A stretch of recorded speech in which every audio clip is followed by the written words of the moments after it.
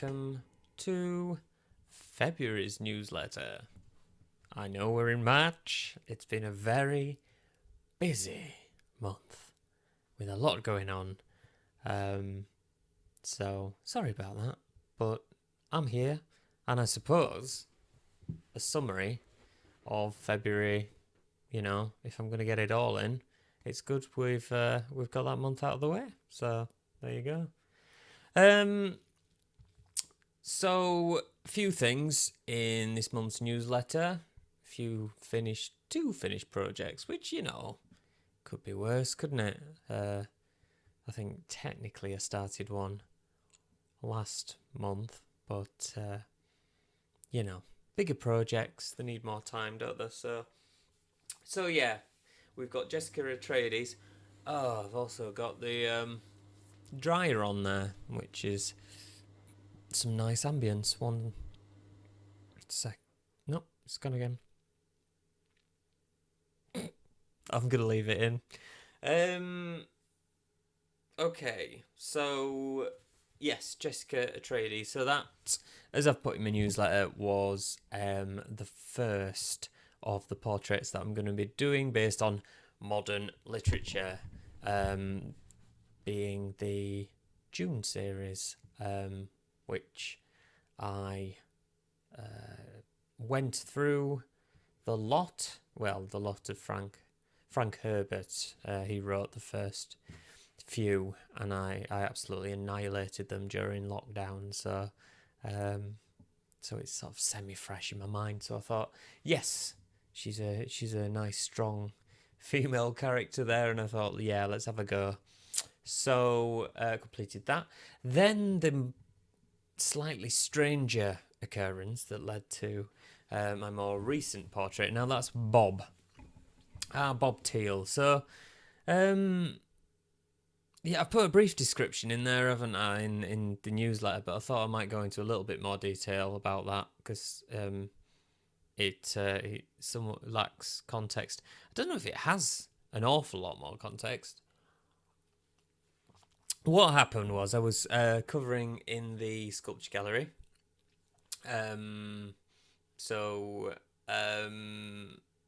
I just know what I tend to do is, as I'm sat there, there's a certain type of person that will walk through the door, and I'll immediately know that it will be more likely that they would appreciate the work that I do. And Bob was one of those people. And usually, the type of people who appreciate my work are dressed in quite exciting clothes. And Bob was wearing quite exciting clothes. He was dressed in multicolored,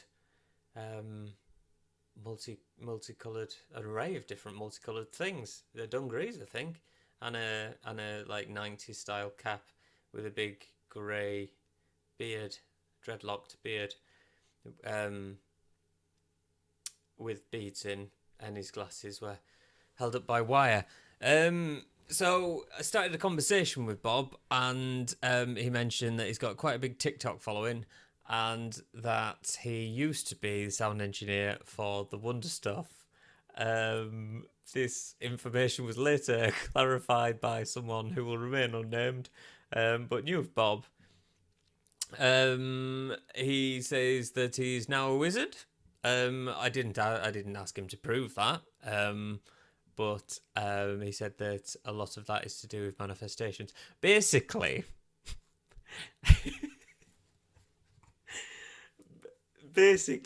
what I do is, in terms of the pieces that I make, a lot of the time I'm focusing on this idea of the individual, of otherness, of people who are just breaking outside of the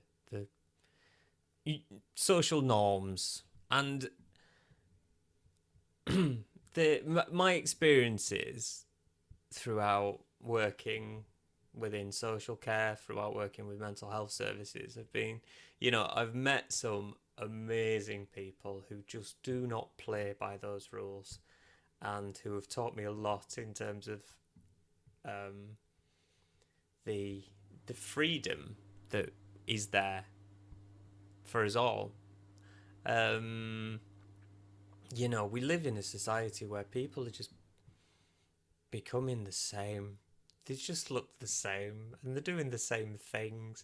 And to see someone outside of that is sometimes just such a beautiful thing.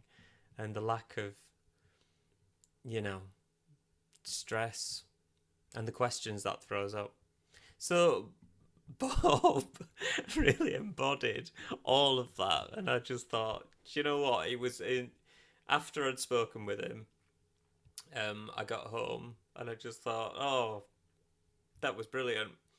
Um, what a great conversation. And I thought, well, he does embody all the kind of ethos that a lot of my pieces tries to comment on, and so I thought, well, I'll just do a portrait then. I'll do a portrait, and I say portrait, a it is a portrait of Bob, isn't it? Ultimately, but I always try to make it more than just this kind of. I try to animate as much as I possibly can. In fact, he's there on the. He's peering at us. He's on the radiator behind me, drying out now. So that's where that came from, and it made me think maybe this, rather than pressuring myself into thinking I'm going to have um, some distinct themes, for want of a better word, for this exhibition. It might be that certain ideas grab me, and I just have to take these diversions because it usually ends well, doesn't it?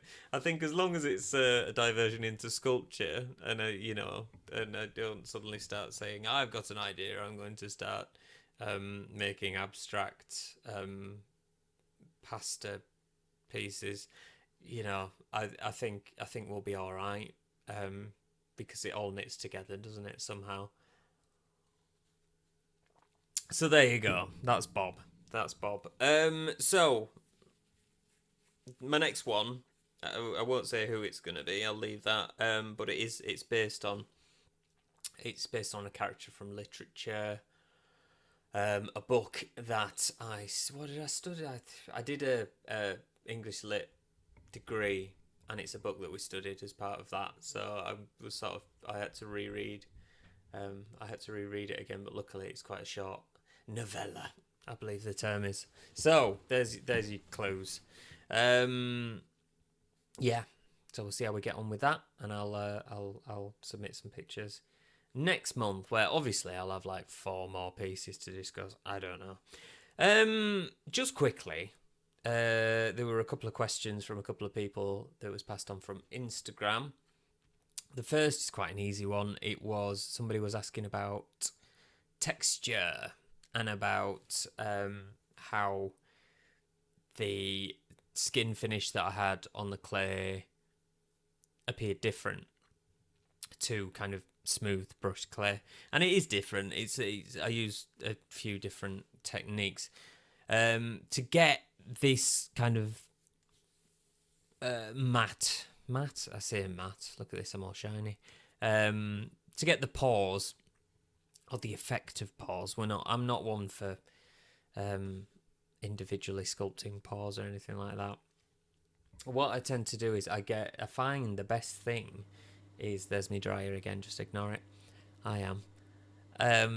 The best thing is, like synthetic sponge, which for whatever reason seems to work better than natural sponge. It's probably good for recycling as well, that we keep these things in rotation. If you so what I tend to do is I use a rake. I was going to make a demonstration, but I didn't. So there. I use a rake, which is a small tool, loop tool. I use a loop tool made out of guitar string, so it's got the little ridges in, and I use that to just smooth out the area as much as I can.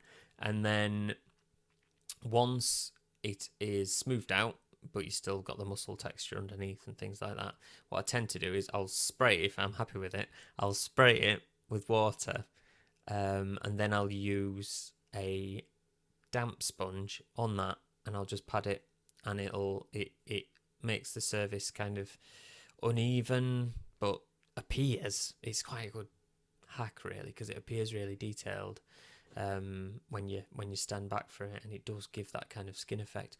From there, you tend to look at how it dries and see, you know, areas where it needs a little bit more, or it needs a little bit more definition.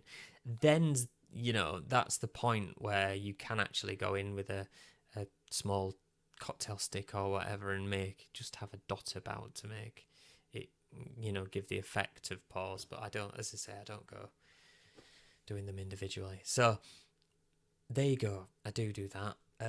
With wax clay, monster clay is a biggie,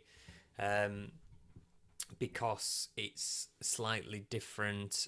If I was using that technique on wax clay, I'd be using WD-40 oil, spray oil over the top, which then loosens it. It loosens the oils in the clay, and you can use a sponge, or you can use like a stipple brush to get kind of the same effect. You can also stick a bit of, if you do moulding at all and have silicone on, you can make pour silicone on an orange or a grapefruit or whatever, and then you can push the kind of negative mold that you get on some silicone against the clay, and it will give like the texture of the skin, which, you know, can appear like skin. So there you go. There's a few little things there. I don't use wax clay a lot, but I used to do that a lot more. And somebody asked about eyes, which are, I mean, that I could do. I'm not going to do hours on eyes, but I'll just kind of tell you the basics. It took me a long time to get to a point with eyes where I wasn't smushing them out and doing them again and again and again and again. And some of my earlier pieces, like, you'll be able to see that they're slightly off, or and it's something you develop a sensitivity to be honest, to be able to see where they need to be. And that's your first point really with eyes. They need to be in the right place. It's like not on here and here. You know, it's the old center down the head. If you draw a line out, if you draw a line going from the corner of the eye to the end of the mouth, and all those kind of measurements, you can get scale measurements online in terms of faces.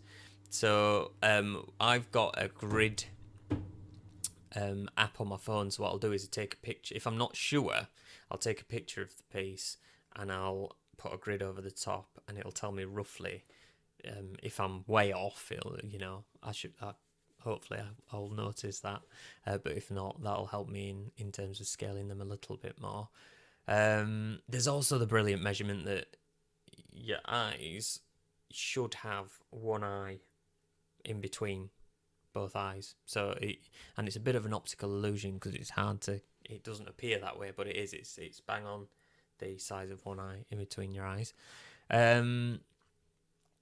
I would say if you're not confident with them to start with, don't bother with pupils, and nothing ruins a good eye like trying to put a pupil into it or dig a hole to make a pupil. What I'd be concerned with is this around the eye. It's not, the eyeball is something that you can refine, and it needs to be a certain way, but it will be no good if the surrounding muscular structure isn't right. So concentrate on the muscles, which obviously change depending on what your eye is doing. So, stick to your references for that. Trying to think anything else on eyes. So if you do that, and remember, it is an eyeball. So you've got to, while you're sculpting, do think about the fact it is a ball under skin that you ultimately sculpting, and the 3D, how that looks in 3D. I tend to check depths and things by using this kind of reference. So the eye is just sort of, if that's right, just hit. No, it's this one, isn't it? Just hitting the just receding there. That kind of pose gives you a good idea of the depth and how far in they need to be, because they are quite far in. You see a lot of people sculpting eyes and they're like out here somewhere, or too far in. So that pose gives you a good idea if you've got a reference like that. And the eyeball, this is, you don't need to know this, but in terms of more advanced stuff, the eyeball will change depending on where the person is looking, because it's kind of like a subtle rugby ball rather than a ball. So the point, I guess, will be whereabouts the eyeball is looking. So that's something else to maintain an awareness of. Not to overcomplicate matters, but there's plenty there. I think a good thing to do, it would be to just, make a rectangle of clay and just practice eyes, and don't worry about anything else, because that in itself is something to focus on, for want of a better word. Yeah, so that's that. As I say, there's loads of reference stuff. There is Anatomy for Sculptures. Sculptures. They don't read anatomy books, do they? Sculptors, however, do tend to read more anatomy books. So there is a brilliant book, Anatomy for Sculptors, and something like The Anatomy of Facial Expression, which is in the same series. They're ridiculously expensive, but if you are serious with it, it is worth the investment, because they are ridiculously good as well, which, the two seem to go hand in hand, don't they? So, is there anything else? I don't know, is there? Probably not. I'll stop boring you. I think that's everything. I'm just gonna crack on, I've got stuff to do, so I'll see you at the end of this month, and we'll see where we're at, and hopefully we'll be a little bit further on with the various projects that I haven't touched this month. Hope everyone's well. I shall see you soon. Thank you. Bye-bye.